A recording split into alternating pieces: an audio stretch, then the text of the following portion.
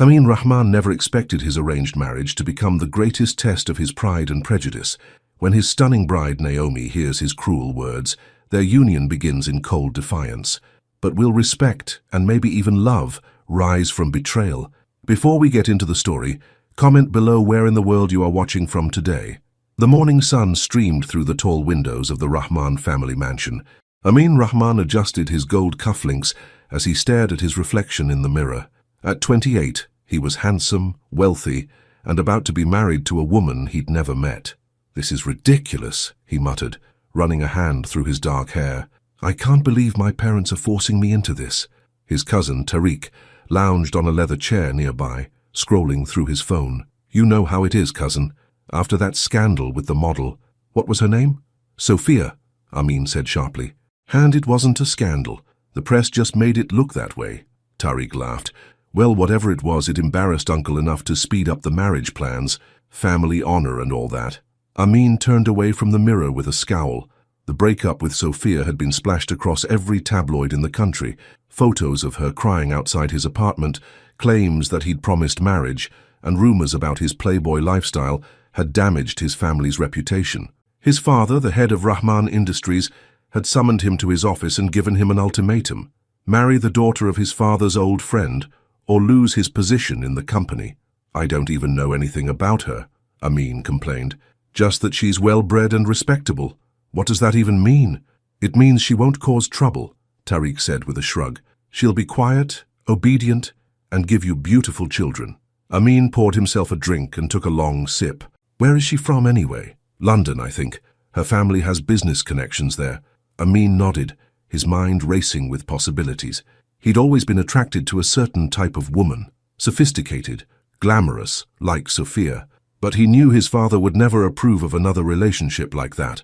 Lowering his voice, he leaned toward his cousin. "I just hope she's not black. My father would never forgive me." They both laughed, not noticing the slight movement behind the partially open door.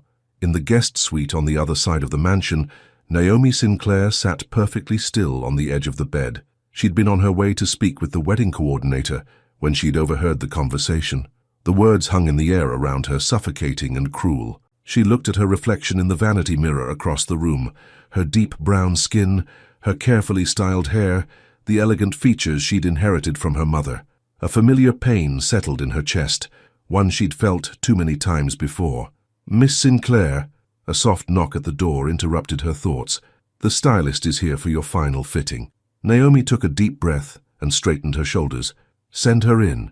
She'd agreed to this marriage for her parents' sake. Her father's business was in trouble, and this alliance with the powerful Rahman family would save it. Her mother, before passing away last year, had made her promise to honor the old agreement between the families. As the stylist helped her into the wedding gown, Naomi thought about the man she was about to marry, a man who had just revealed exactly what he thought of women like her. "You look beautiful," the stylist said, adjusting the veil. Naomi stared at her reflection. "Thank you." She wasn't walking down the aisle for love. She was walking for dignity. And now she was walking for something else too, to show Amin Rahman exactly what he had judged. The grand ballroom of the Rahman estate had been transformed into a wedding venue that looked like something from a fairy tale. White flowers cascaded from the ceiling, crystal chandeliers sparkled overhead, and hundreds of guests in designer clothes filled the rows of chairs. Amin stood at the altar, checking his watch impatiently. The music began, and he finally looked up, watching as the doors opened. The bride walked slowly down the aisle, her face hidden behind layers of ivory silk. When she reached him, the officiant began the ceremony. Amin barely listened, responding automatically when required. Finally, the moment came to lift the veil. As he raised the delicate fabric, Amin's eyes widened, his breath caught in his throat. The woman before him was stunning, high cheekbones, full lips, and deep brown eyes that seemed to look straight through him. But it was more than her beauty that struck him. It was the coldness in her gaze, the slight lift of her chin that spoke of pride and strength. And she was black. The realization hit him like a physical blow. This was his bride, a beautiful black woman who now stood before him with quiet dignity. "Do you take this woman to be your lawfully wedded wife?" the officiant asked. Amin hesitated, his mind racing back to his earlier words. Had she heard him? Did she know? "I do," Naomi said clearly, before he could respond. "Let's not waste anyone's time." A murmur rippled through the crowd at her boldness. Amin, still stunned, managed to say, "I do." The rest of the ceremony passed in a blur. They exchanged rings, signed the marriage certificate, and were pronounced husband and wife. Throughout it all, Naomi's expression remained neutral, her eyes never warming when they met his. At the reception, they danced their first dance as tradition required. Amin held her stiffly, aware of the eyes watching them. "You seem surprised," Naomi said quietly, her British accent crisp and clear. I wasn't told much about you," he replied awkwardly. "Clearly." Her smile was polite but didn't reach her eyes. "What exactly were you expecting, Amin?" Before he could answer, they were interrupted by his father, a tall man with graying hair and a commanding presence.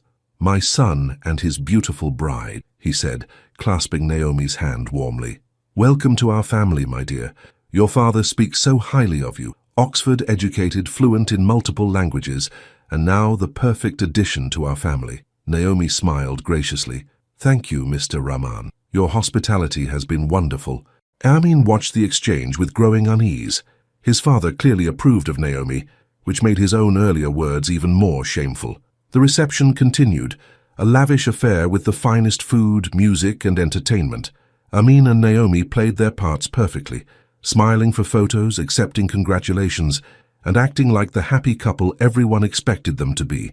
Later that night, they were escorted to the luxury suite at the Rahman family's hotel. As soon as the door closed behind them, Naomi's smile vanished. She walked to the bedroom without a word, closed the door, and locked it. Amin stood in the living room of the suite, tie loosened and jacket discarded. After a moment, he approached the bedroom door and knocked gently. "Naomi, can we talk?" "There's nothing to talk about," she replied, her voice muffled through the door. "Look, I know this is awkward. We're strangers forced into marriage." "Is that all it is?" she interrupted. "Just the awkwardness of strangers." Amin paused, a sinking feeling in his stomach. "What do you mean?" The door opened, and Naomi stood there, still in her wedding dress, but with her veil and jewelry removed. Up close, she was even more beautiful, but the coldness in her eyes made him step back. "We're married," she said firmly. "That doesn't mean you have access to me. You're angry. I get it. But maybe if we talk—" "No, Amin, I don't want to talk. I want you to sit in the discomfort of what you said. I want you to realize that the black woman you judged now wears your last name, but not your respect." Amin's face paled. "You heard?" "Yes, I heard every word." She stepped back into the bedroom. "Good night, husband." The door closed again, and this time Amin didn't knock. He stood there, shame washing over him in waves. He'd judged her before he'd even met her, and now he was facing the consequences of his prejudice. In the bedroom, Naomi finally allowed herself to cry, silent tears that rolled down her cheeks as she carefully removed her wedding dress. She hadn't expected love in this arranged marriage, but she hadn't expected outright prejudice either. Tomorrow, she would begin her new life as Mrs. Rahman. She would be poised, dignified, and strong, just as she'd always been. And maybe, just maybe, she would teach her husband a lesson about judging people before he knew them. Outside the bedroom door, Amin made a bed for himself on the couch, his mind troubled by the woman he had married and the man he had revealed himself to be. Morning sunlight streamed through the curtains of the luxury suite. Amin woke with a stiff neck from sleeping on the couch. For a moment he forgot where he was. Then the events of the previous day came rushing back, the wedding, the revelation, and the hurt in Naomi's eyes. He sat up, rubbing his neck. The bedroom door was still closed. He wondered if she was awake yet. His phone buzzed with a message from his father. "Breakfast with the family at 9. Bring your bride." Amin sighed. The performance had to continue. He knocked on the bedroom door. "Naomi, we're expected for breakfast with my family in an hour."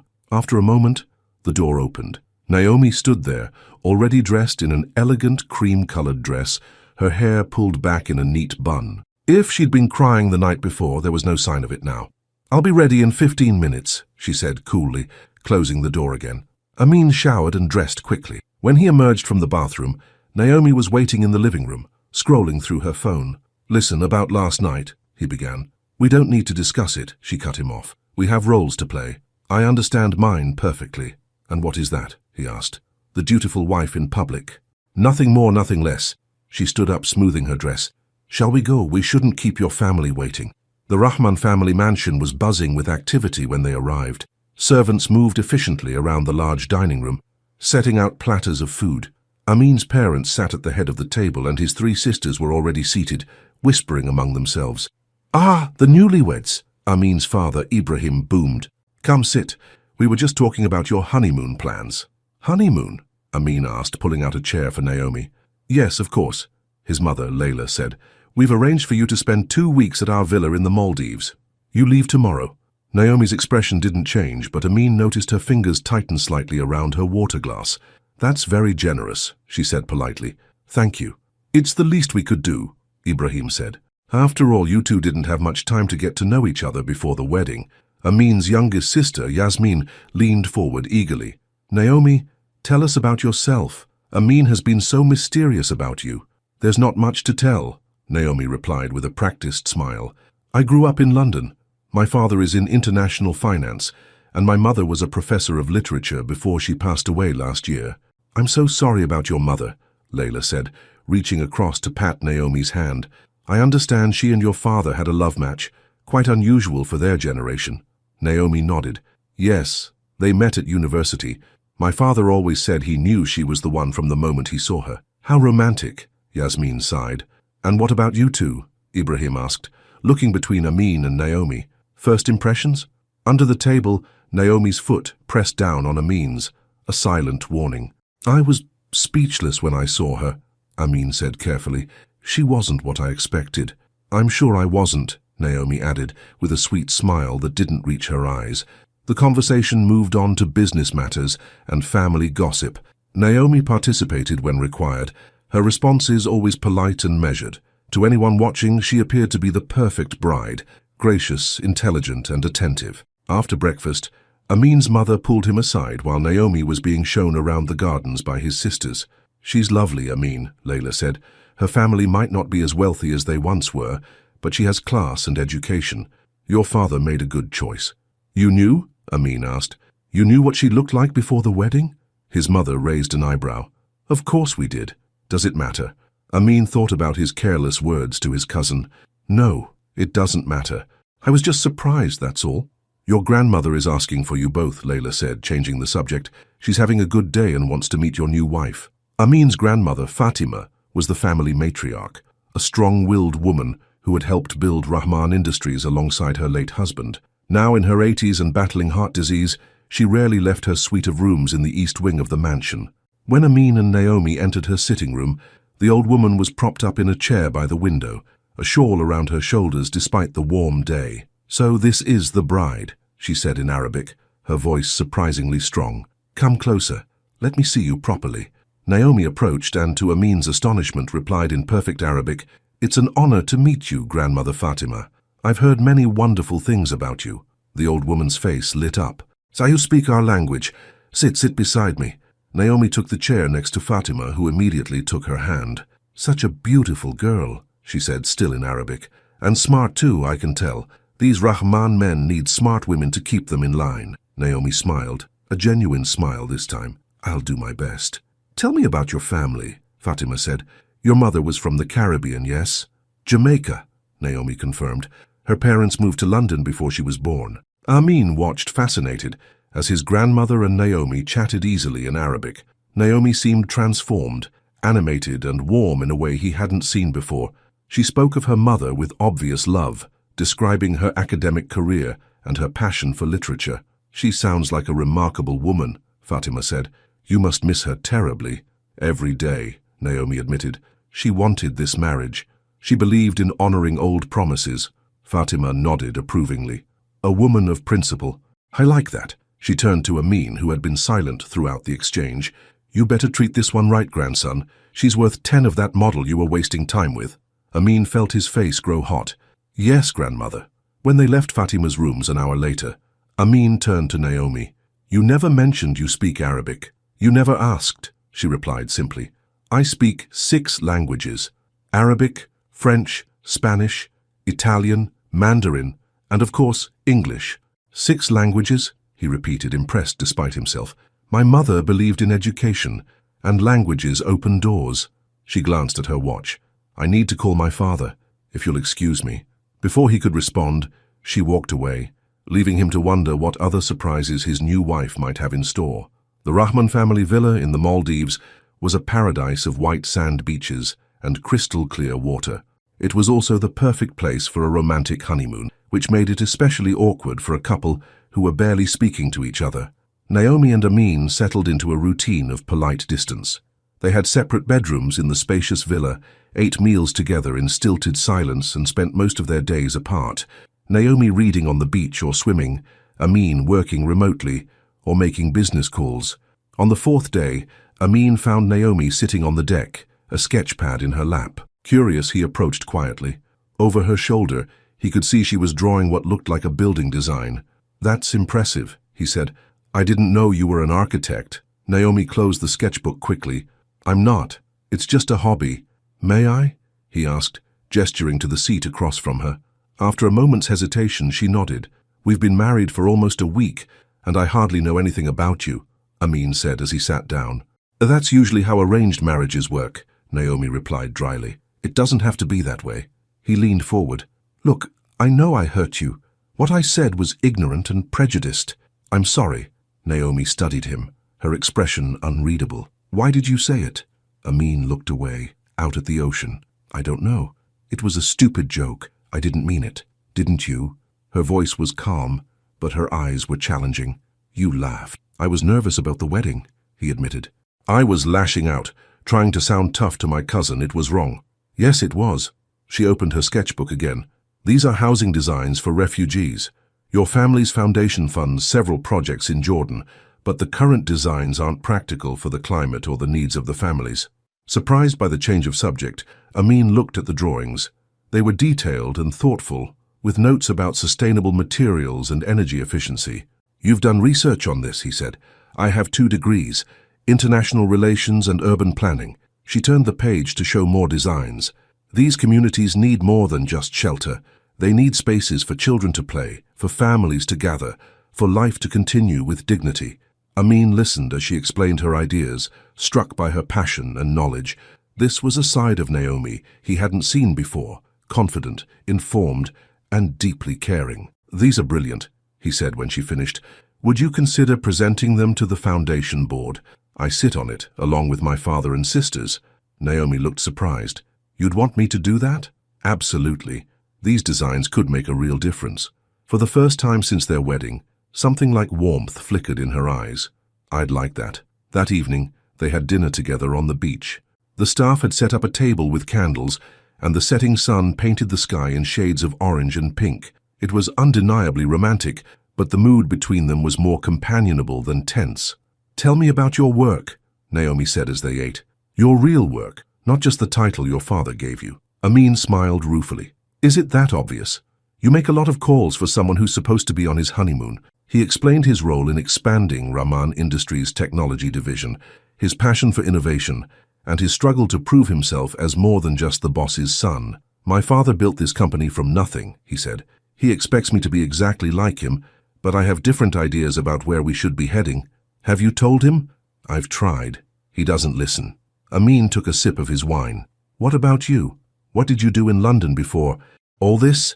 "I worked for a non-profit, designing sustainable housing projects in developing countries." She smiled slightly. "My father wanted me to join his firm, but it wasn't for me." "Is that why you agreed to this marriage, to escape?" Naomi shook her head. "I agreed because my father's business is failing. The connection to your family will save it, and because my mother asked me to, before she died." The honesty in her voice touched him. "I'm sorry about your mother. You must have been close." "We were." Her eyes grew distant. "She taught me to be proud of who I am, to never let anyone make me feel less than. She was brilliant and beautiful and strong, like her daughter," Amin said quietly. Naomi looked at him, startled. After a moment she said, "Thank you." The rest of the honeymoon passed more pleasantly than either of them had expected. They weren't in love, but they were beginning to respect each other. They spent more time together, swimming, walking on the beach, or simply talking about their lives and interests. Naomi remained reserved, but the wall between them had begun to crack. On their last night in the Maldives, Amin found Naomi standing on the beach, looking up at the stars. "Beautiful, isn't it?" he said, joining her. She nodded. "My mother loved stargazing. She knew all the constellations. Which was her favorite? Cassiopeia. Naomi pointed to a distinctive W-shaped pattern in the sky, the queen who boasted about her beauty and was punished by the gods. That seems harsh, Amin commented. My mother thought so too. She said Cassiopeia's real crime was knowing her own worth in a world that wanted her to be humble. Naomi's voice was soft. Women are always supposed to be modest about their strengths, aren't they? Amin studied her profile in the moonlight. Not you. You know exactly how strong you are. Is that a compliment or a criticism? She asked. Definitely a compliment.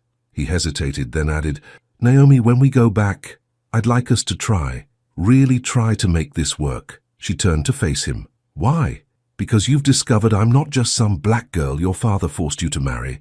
Because I'm educated and speak multiple languages and might actually be useful to your family. No, he said firmly, because you're impressive and kind, even when you have every reason not to be.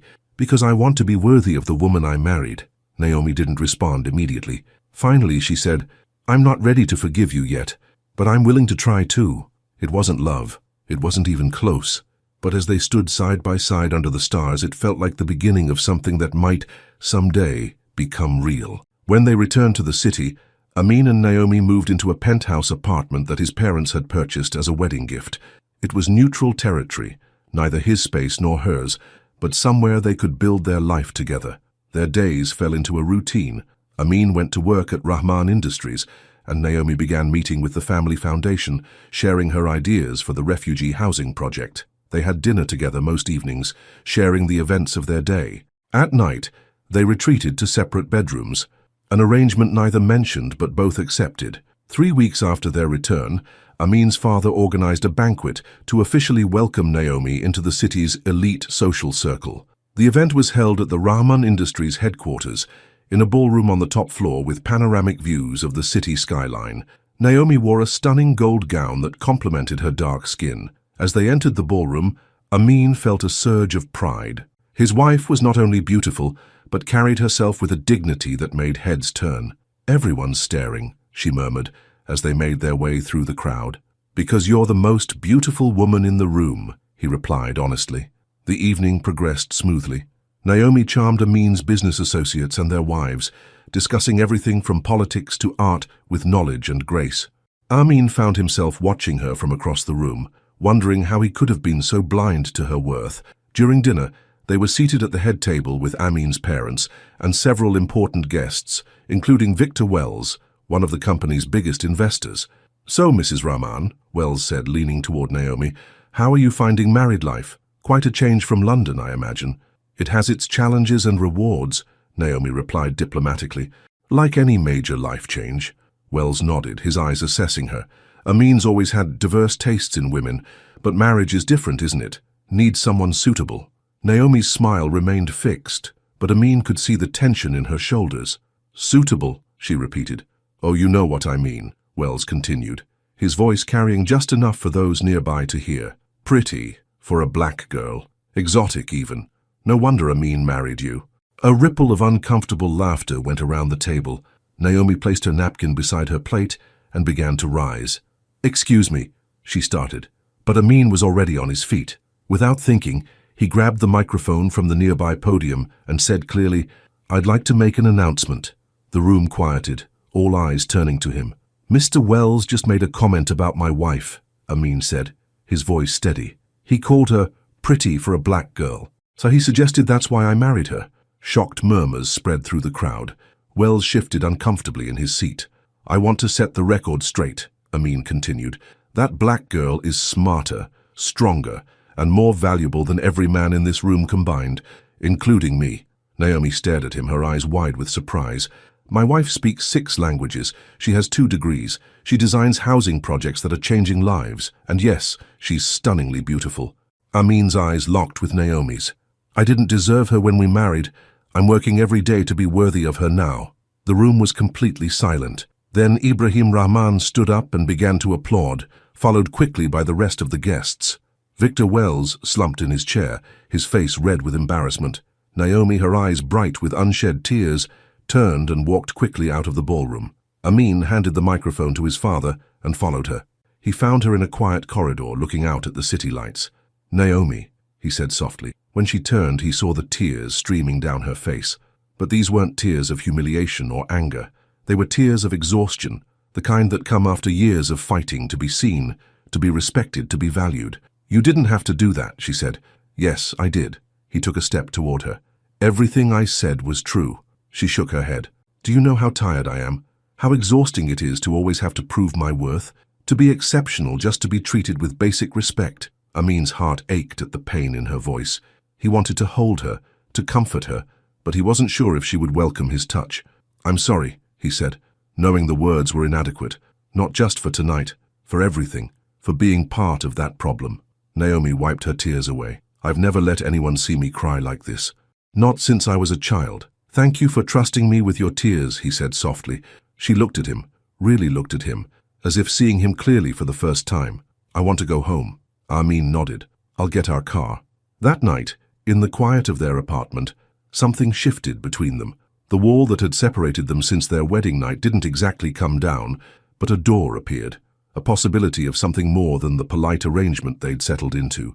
Naomi, dressed in a silk robe, came to Amin's bedroom door. He was sitting on the edge of his bed, still in his shirt and trousers from the banquet. "I wanted to thank you," she said, "for what you did tonight." "You don't need to thank me for basic decency," he replied. "In my experience, basic decency isn't all that common." She hesitated, then added, "Especially from men who look like you. Men like me, wealthy, privileged, raised to believe the world belongs to them." She met his eyes. "Men who say things like, 'I hope she's not black.'" Amin winced. "I will regret those words for the rest of my life." "Good." She took a deep breath. "I'm not ready to forgive you completely, but I think I might be ready to start." The hope that filled Amin's chest was overwhelming. "That's more than I deserve." "Yes, it is," she agreed with a small smile. "But I'm giving it to you anyway. Good night, Amin." As she turned to leave, he called after her, "Naomi." She paused, looking back. "I think I might be falling in love with you," he admitted quietly. Her eyes widened slightly. After a long moment, she said, "Don't. Not yet. I need time."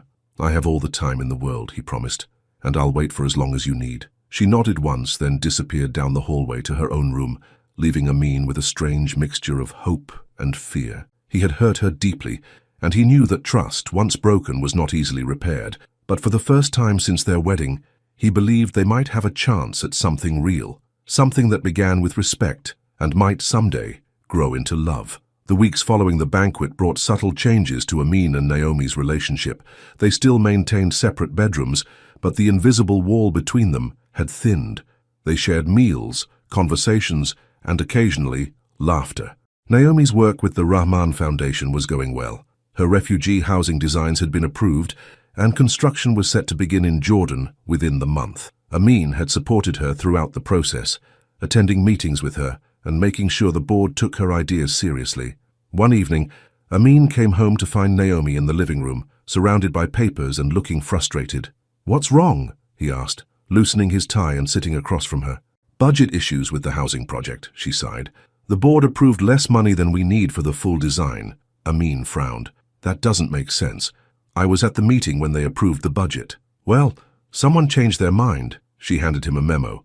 "They've cut it by 30%. Amin scanned the document, his frown deepening. "This has Victor Wells's fingerprints all over it. He's still upset about what happened at the banquet. So he's punishing refugees because you embarrassed him."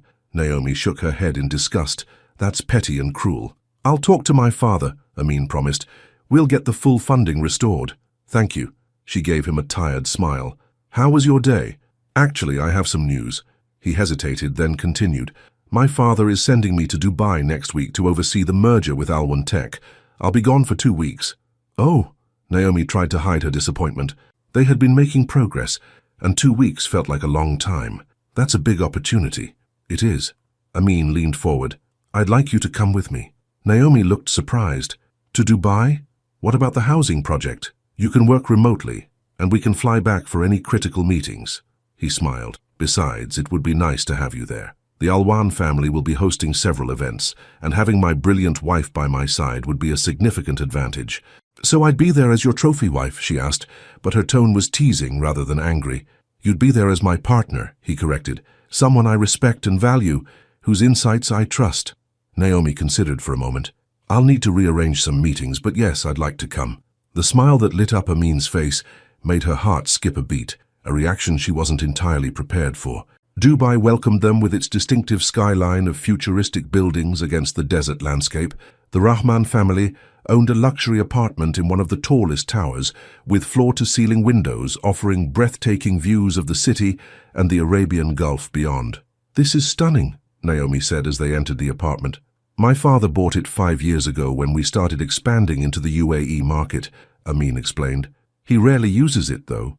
The apartment had 3 bedrooms, a spacious living area, and a private pool on the balcony. It was decorated in a modern style, with touches of traditional Middle Eastern design. "I had the staff stock the kitchen," Amin said, "and there's a housekeeper who comes daily, but she won't disturb us unless we call for her." Naomi wandered through the space, taking it all in. "It feels like a vacation." "It can be partly," Amin said. "I have meetings during the day, but our evenings are mostly free. I can show you around the city if you'd like." "I'd like that," she said with a smile. That evening they had dinner at a rooftop restaurant overlooking the city. The lights of Dubai sparkled below them, and the warm breeze carried the scent of spices and the sea. "You look beautiful tonight," Amin said, admiring the way Naomi's blue dress complemented her skin tone. "Thank you." She took a sip of her water. "Tell me about this merger. It sounds important." As Amin explained the business details, Naomi listened attentively, asking insightful questions that showed her understanding of international finance. By the end of dinner, Amin had shared more about the deal than he'd intended, impressed by her grasp of the complexities involved. "You know," he said as they walked back to their building, "you'd make an excellent business partner. Your father trained you well. He wanted me to take over his company someday," Naomi admitted. "I disappointed him by choosing humanitarian work instead." "Do you regret it?" She thought for a moment. "No, I love what I do, but sometimes I wonder if I could have saved his business if I'd joined him earlier." "Is it that bad?" Amin asked gently. "Worse than my father admits." She sighed. "He expanded too quickly, took on too much debt. The connection to your family has helped with creditors, but it's not enough," Amin finished for her. Naomi nodded, looking troubled. "I didn't marry you for your money, Amin, but I won't pretend my father's situation wasn't a factor." "I know." He hesitated, then took her hand. "Would it help if I looked at his books? Maybe there's something we can do?" She looked up at him, surprised by the offer. "You would do that?" "Of course." He squeezed her hand gently. "We're in this together now, aren't we?" For the first time since their wedding, Naomi didn't pull her hand away from his. The next few days fell into a pleasant routine. Amin attended meetings with the Al1 executives during the day, while Naomi worked remotely on her housing project. In the evenings they explored Dubai together, visiting the old souks, taking a desert safari, and dining at some of the city's finest restaurants. On the 4th night, they were invited to dinner at the Al1 family compound, a palatial estate on the outskirts of the city. Naomi wore an elegant emerald green gown, and Amin couldn't help but stare when she emerged from her bedroom. "You look," he searched for the right word, "breathtaking." "You don't look so bad yourself," she replied with a smile, adjusting his tie slightly. The small gesture of intimacy wasn't lost on either of them. The Al1 compound was a showcase of wealth and taste. Marble floors, crystal chandeliers, and priceless artwork. They were greeted by Zain Alwan, the company's CEO, and his wife, Nadia. "Amin, welcome." Zain embraced him warmly. "And this must be the bride we've heard so much about." "Naomi Rahman," she introduced herself, shaking his hand confidently. "It's a pleasure to meet you." "The pleasure is ours," Nadia said, kissing Naomi on both cheeks. "Come, let me introduce you to the other guests." As Nadia led Naomi away, Zain turned to Amin with a grin. "Your father mentioned you'd married, but he didn't say your wife was so stunning." "She's more than just beautiful," Amin said. "She's brilliant, educated, and kind." "A rare combination," Zain agreed. "Now, before dinner, I want to discuss a few details about the merger." The men moved to Zain's study, where several other executives were waiting. The business discussion was productive, with Amin skillfully negotiating several points that had been sticking issues. Meanwhile, Naomi found herself in the large salon with the other wives. Most were polite, but reserved, clearly uncertain about how to interact with her. She was used to this, being the only black woman in rooms full of wealth and privilege. Nadia Alwan, however, was warm and welcoming. "Amin's father tells us you're working on a housing project for refugees," she asked. Yes, through the Rahman Foundation, Naomi confirmed. We're building sustainable communities in Jordan to start, with plans to expand to Lebanon next year. That's wonderful, Nadia said sincerely. My family fled Lebanon during the civil war. We lived in a refugee camp for almost a year before coming to the Emirates. The conversation flowed easily after that, with Nadia asking thoughtful questions about the project. Soon, several of the other women joined in, offering connections and suggestions that might help. By the time dinner was announced, Naomi had made allies of most of the women in the room. At dinner, she was seated next to Zain, while Amin was across the table with Nadia. Zain asked about her background, and Naomi spoke briefly of her education and her work with non-profits. "And how did you and Amin meet?" he asked. "Was it a love match or an arrangement?" "It was arranged," Naomi said honestly. "Our families have known each other for years." "Ah, the traditional way." Zain nodded approvingly. "Sometimes the old ways are best. Nadia and I had an arranged marriage 25 years ago, and now I can't imagine life without her." "Did you love her right away?" Naomi asked, curious. "No," he admitted with a laugh. "I resented being told whom to marry, but love grew, slowly and surely. Now, she is my heart." Across the table, Amin was having a similar conversation with Nadia. "Marriage isn't always easy," Nadia was saying, "especially when it begins as an arrangement. But with respect and patience, it can become something beautiful." "Respect and patience," Amin repeated thoughtfully. "That's good advice." "The way you look at her," Nadia observed, "I think perhaps respect is already there, and maybe something more." Amin glanced at Naomi, who was laughing at something Zain had said. "Yes," he admitted, "something more." After dinner, the group moved to a large terrace overlooking gardens lit with thousands of tiny lights. A small ensemble played traditional music, and several couples began to dance. Amin approached Naomi, who was admiring the view. "Would you dance with me?" he asked, holding out his hand. She placed her hand in his, and he led her to the dance floor.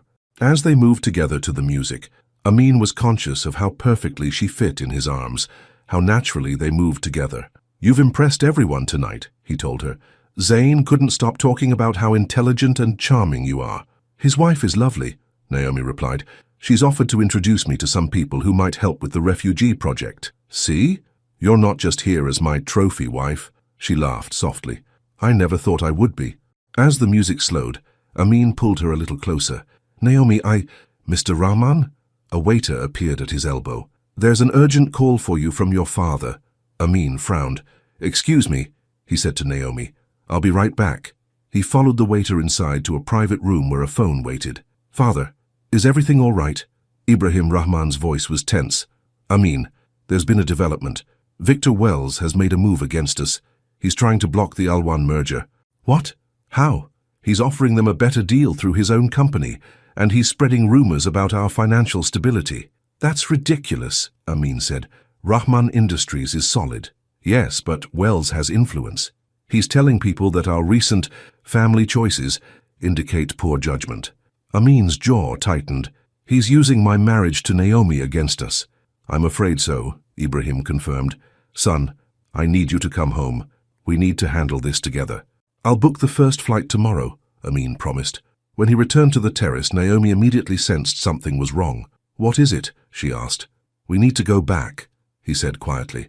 "There's a situation at home." In the car on the way back to their apartment, Amin explained what his father had told him. "So Victor Wells is using me to try to damage your family's business," Naomi said, her voice flat. "Because I'm black." "Because he's a racist and a vindictive old man," Amin corrected. "This isn't your fault, isn't it?" She looked out the window at the passing city lights. "If you'd married someone else, then I wouldn't be married to you," he interrupted firmly, "and that would be my loss." She turned to him, searching his face for any sign of insincerity. Finding none, she asked, "What are you going to do?" "Go back and deal with Wells," Amin said. "Protect the company, protect the merger, and most importantly, protect my wife's reputation. Our plane leaves at 10 a.m., he continued. "I'm sorry our time here was cut short." "It's okay," she said. "Some things are more important than sightseeing." When they reached the apartment, they began packing in silence, each lost in their own thoughts. Naomi finished first and found Amin in the living room, staring out at the Dubai skyline. "You're worried," she observed, coming to stand beside him. "Yes," he admitted. "Wells has a lot of influence. If he turns enough people against us, the merger could fall through. It would be a major blow to the company, and to your position within it," she added perceptively. Amin sighed. "My father has been waiting for me to prove myself. This merger was my chance." Naomi was quiet for a moment, then said, "When we get back, I want to help. My father may be having financial troubles, but he still has connections. And I know more about business than I let on." "I know you do," Amin said with a small smile, "and I would welcome your help." They stood side by side, looking out at the glittering city. Without thinking, Amin put his arm around her shoulders. To his surprise and pleasure, Naomi leaned into him slightly. "We'll face this together," she said softly. "Together," he agreed. The atmosphere at Rahman Industries headquarters was tense when they returned. Ibrahim Rahman had called an emergency board meeting, and the executive floor was buzzing with nervous energy. "Amin, thank God you're back," Ibrahim said when they entered his office. "Wells has been busy. He's called an investor meeting for tomorrow morning." "What exactly is he claiming?" Amin asked. "That our judgment is compromised. That recent decisions, specifically your marriage, show a lack of business acumen." Ibrahim looked apologetically at Naomi. "I'm sorry, my dear. This is ugly and unfair." "I'm used to unfairness, Mr. Rahman," Naomi replied calmly. "But I won't stand by while someone uses me to attack my family." Ibrahim nodded approvingly. "You have spirit. I see why my son cares for you." Naomi glanced at Amin, who was studying a document his father had handed him. "What are these numbers?" he asked. "Our current stock price and projections if the merger falls through," Ibrahim explained grimly. "It's not good." "And the board?" "Divided. Some are standing firm with us. Others are wavering, worried about Wells' influence." Amin ran a hand through his hair in frustration. "We need to show them that the merger is still viable, that Alwan Tech still wants to work with us." "I may have an idea," Naomi said suddenly. Both men turned to look at her. "Nadia Alwan and I connected well in Dubai. She mentioned that her husband values her opinion highly." "Go on," Ibrahim encouraged. "If I reach out to her, explain the situation, perhaps she could influence Zain to make a public statement of support for the merger." Amin looked at his father. "It could work. A statement from Alwan right now would undercut Wells's position significantly." Ibrahim considered this. "It's worth trying, but be careful. If Wells finds out we're going behind his back—" "Let me handle it," Naomi said confidently. "I'll be discreet." While Amin and his father prepared for the board meeting, Naomi made a private call to Nadia Alwan. Their conversation was brief but productive. 3 hours later, as the Rahman board members were gathering in the conference room, breaking news hit the financial wires.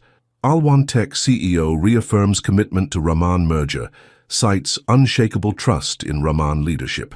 The statement went on to specifically mention the forward-thinking vision of the younger Rahman generation and expressed excitement about joining two families with shared values of innovation and integrity.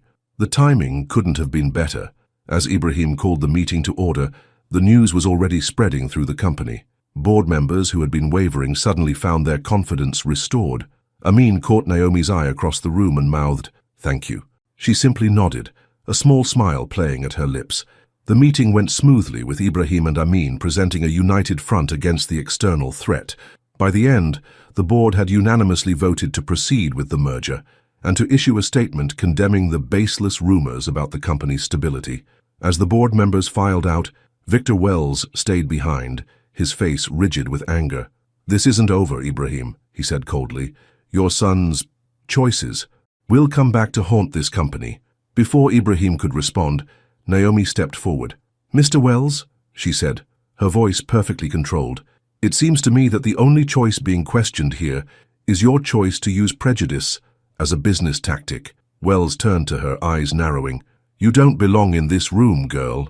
"Actually," Amin said, moving to stand beside his wife, "she belongs here more than you do. The Alwan statement was her doing. She saved the merger that you tried to destroy." Wells looked between them, speechless with rage. "I think," Ibrahim said firmly, "that your resignation from this board would be appropriate, Victor.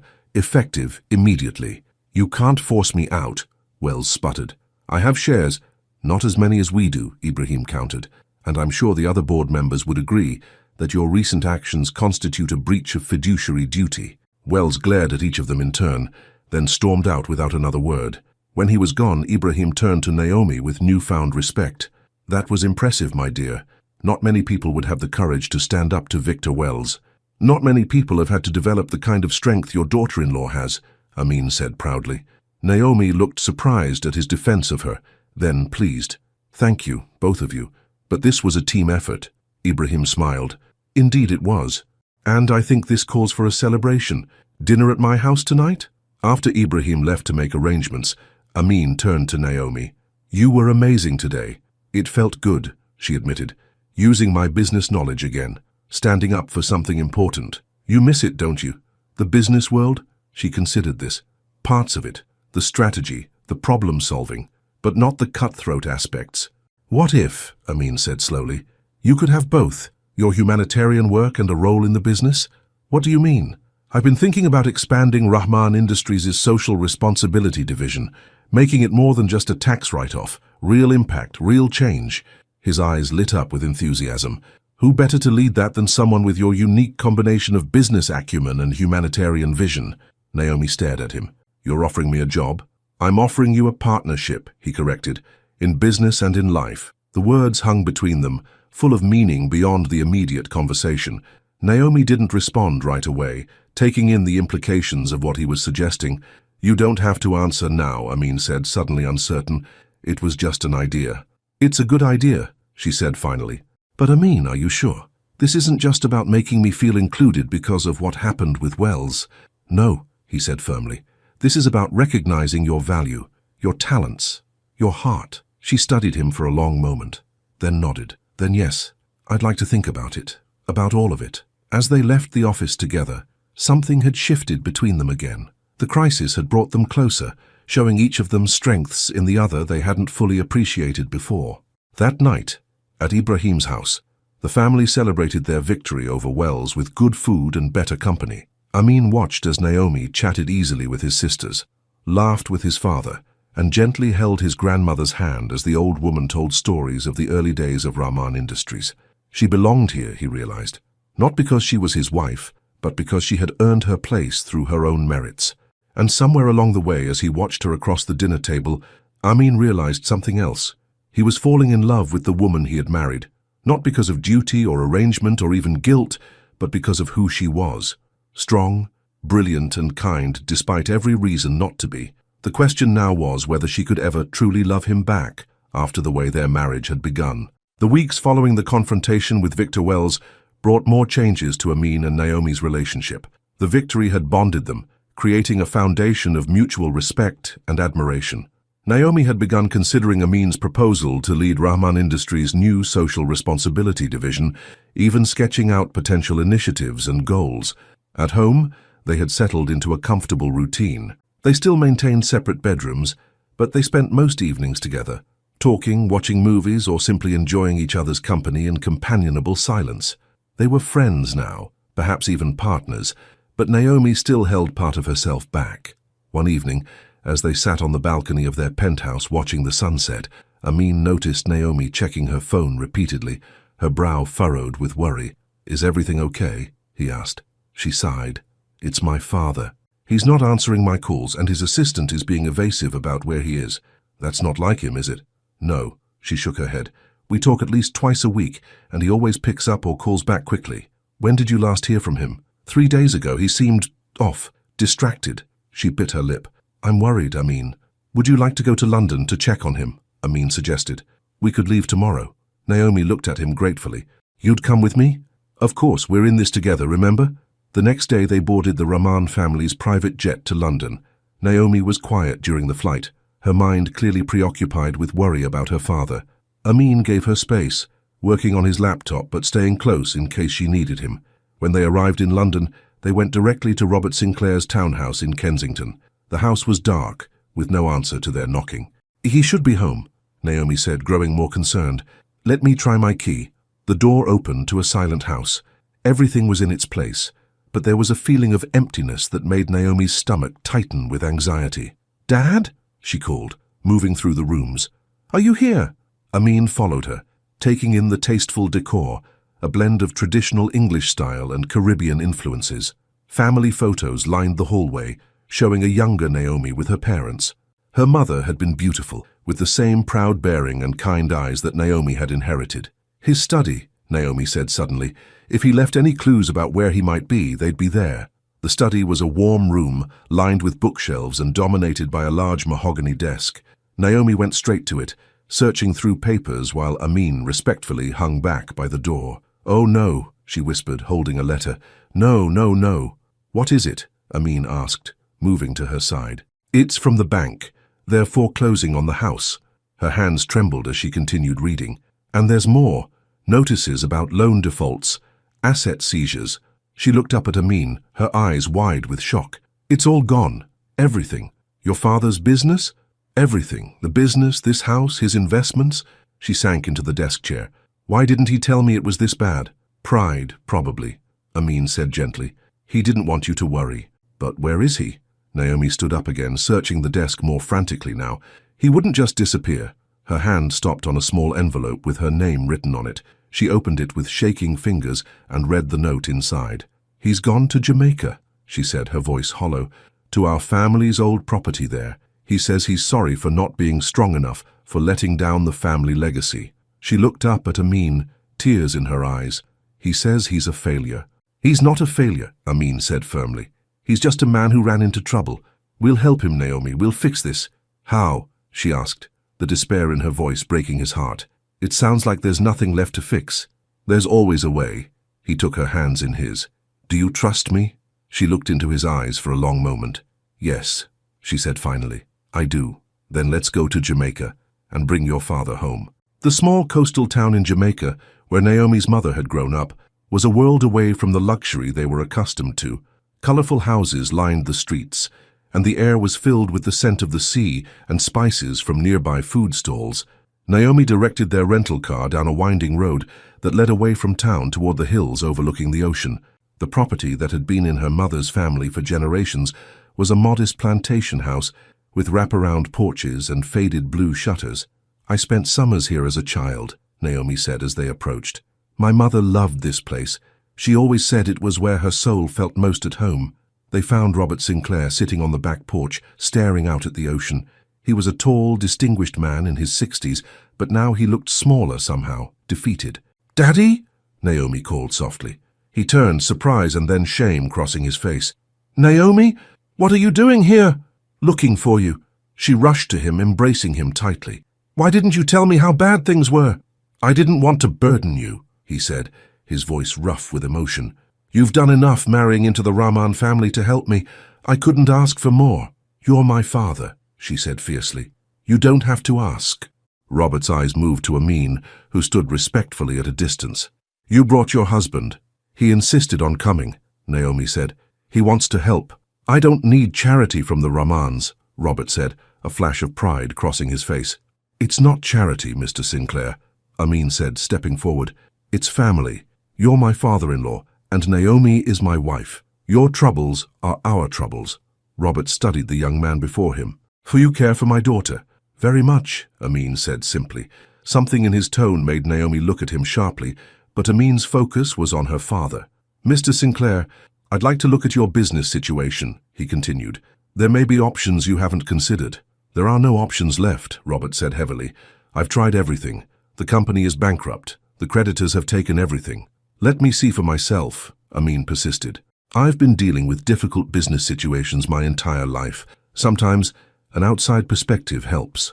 After some persuasion, Robert agreed to show Amin his files. The two men spent hours in the small study of the plantation house, going over papers and making calls, while Naomi prepared dinner in the kitchen, recipes her mother had taught her years ago. When the men finally emerged, Amin's expression was serious but determined.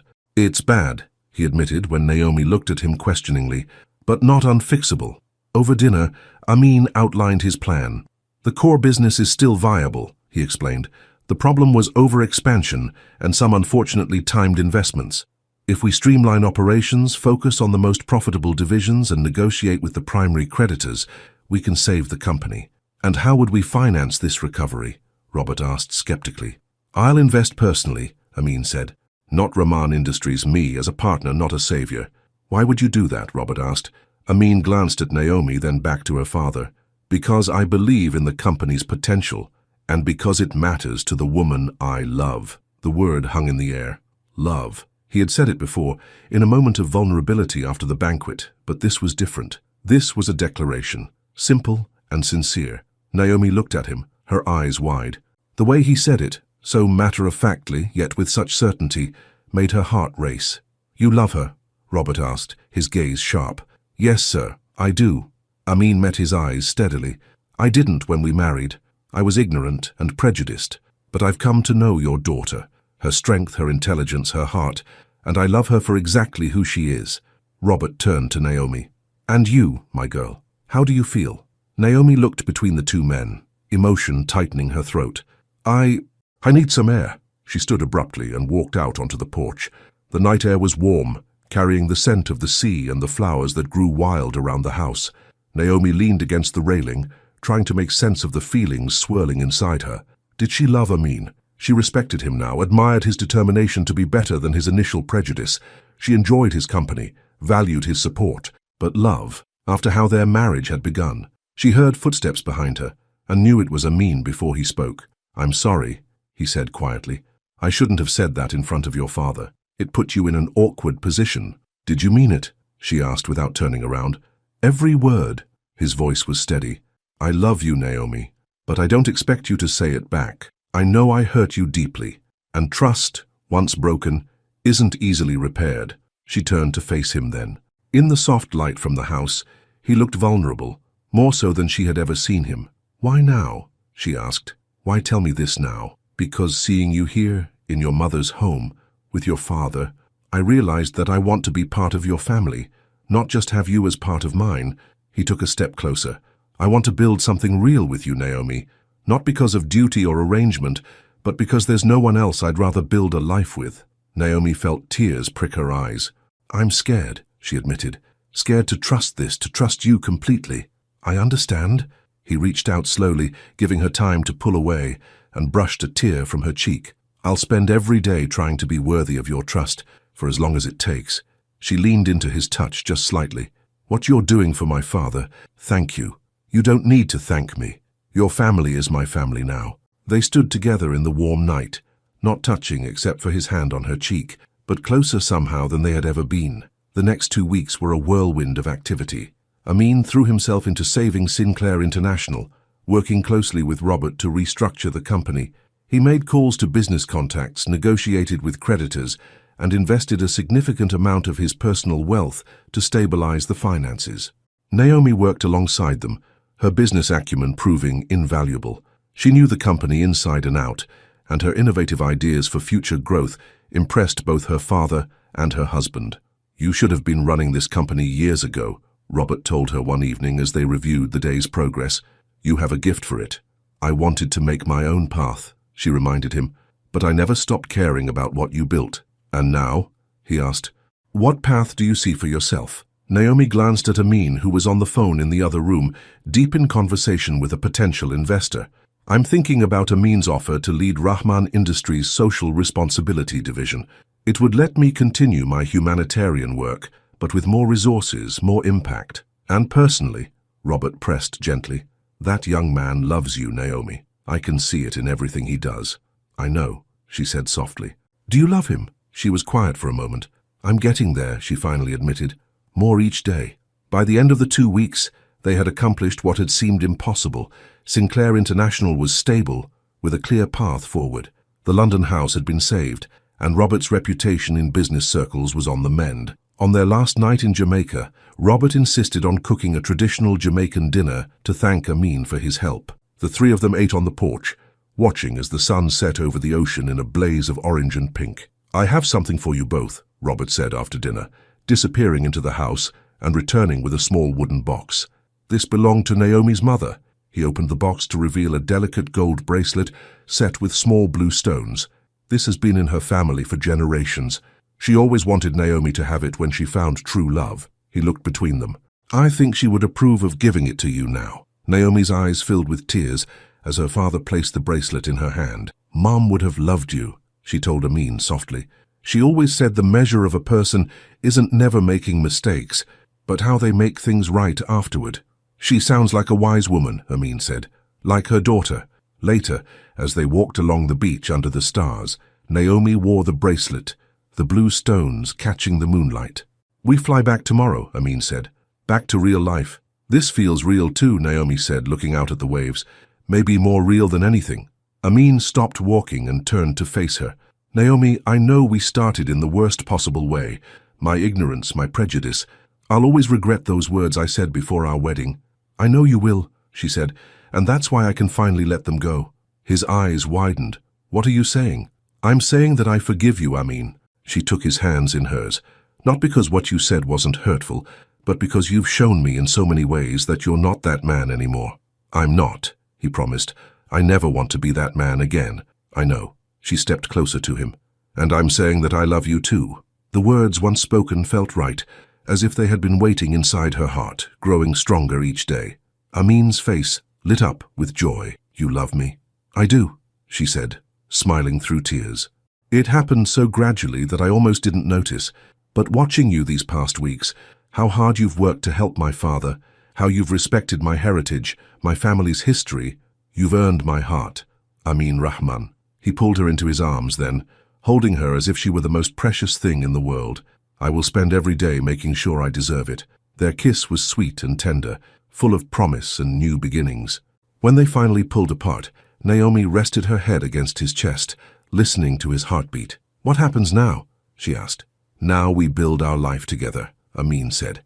"Equal partners in everything." "Everything," she agreed. "Including your company's new social responsibility division?" He laughed. "Especially that. No one could do it better than you." They walked back to the house hand in hand, making plans for the future, a future neither of them could have imagined on their wedding day. 6 months later, Amin and Naomi stood together at the grand opening of the first Rahman Foundation refugee community in Jordan. The housing complex, built according to Naomi's designs, would provide homes for over 200 families, along with a school, a medical clinic, and spaces for businesses to grow. "This is amazing," Amin said, watching as families began moving into their new homes. "You did this." "We did this," Naomi corrected him. "I had the vision, but you made it possible." They had worked side by side on the project, with Naomi heading the newly formed social impact division of Rahman Industries and Amin, supporting her every step of the way. The division was already being recognized as a model for how corporations could make meaningful change in the world. Ibrahim Rahman approached them, beaming with pride. "My son and daughter," he said, embracing them both. "You have honored our family name today." "Thank you, Father," Amin said. "But this is just the beginning." Robert Sinclair joined them, looking healthier and happier than he had in years. Sinclair International was thriving under his renewed leadership, with Naomi and Amin serving as advisors while focusing on their work at Rahman Industries. "Your mother would be so proud," Robert told Naomi, his eyes misty as he looked around at what they had accomplished. "I know," she said softly. "I feel her here today." That evening, at a celebration dinner with the project team, Amin stood to make a toast. "To new beginnings," he said, raising his glass, "and to my wife, who taught me the true meaning of strength, dignity, and love." Naomi smiled up at him, the love in her eyes clear for everyone to see. They had come so far from that moment when he had lifted her veil, expecting disappointment, and finding instead the woman who would change his life forever. Later, in the privacy of their hotel suite, Amin held Naomi close. "Do you ever think about that day?" he asked. "Our wedding?" "Sometimes," she admitted, "but I prefer to think about everything that came after. How we grew, how we changed each other." "You know what I think about," he said, brushing a strand of hair from her face. "That moment when I lifted your veil, I thought I was seeing a stranger, but now I know I was seeing my future, my happiness." "Smooth talker," she teased, but her eyes were soft with emotion. "I mean it," he insisted. "That day, when you heard those terrible words I said, you could have walked away. You could have hated me forever. Instead, you showed me how to be better." "We showed each other," she corrected him. "That's what marriage is supposed to be, isn't it? Growing together, becoming better together." "Yes," he agreed, pulling her closer, "and we have our whole lives to keep growing." As they held each other in the quiet darkness, Naomi thought about their journey, from prejudice to respect, from arrangement to love. It hadn't been easy, and there had been moments of pain and doubt along the way. But now, in her husband's arms, she knew that sometimes the most beautiful love stories begin in the most unexpected ways. Sometimes it takes lifting a veil, both literal and metaphorical, to see the truth about another person and about yourself. And sometimes a marriage that begins with the words, "I hope she's not black," can transform into the deepest, most genuine love, a love built on overcoming prejudice, earning trust, and recognizing the true worth of another human being. For Amin and Naomi Rahman, it wasn't about forgetting the past. It was about learning from it, growing beyond it, and building a future where they could stand side by side, equal partners in life and love, a future they would create together, one day at a time. The end.